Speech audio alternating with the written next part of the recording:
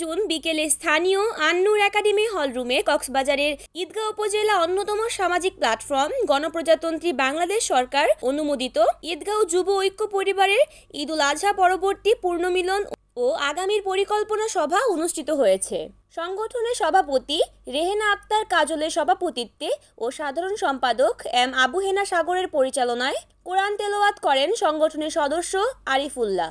বক্তব্য রাখেন কক্সবাজার সরকারি কলেজের প্রভাষক জাহাঙ্গীর আলম, শিক্ষাবিদ মমতাজ উদ্দিন আহমেদ মুহসিন, ঈদগাঁও ইমাম সমিতির সভাপতি মাওলানা এনামুল হক ইসলামাবিদ, সংগঠনের উপদেষ্টা মিসবাহুল ইসলাম মুন্না ও চট্টগ্রাম আগ্রাবাদ হাই স্কুল শিক্ষক আফসার কামাল সোহেল।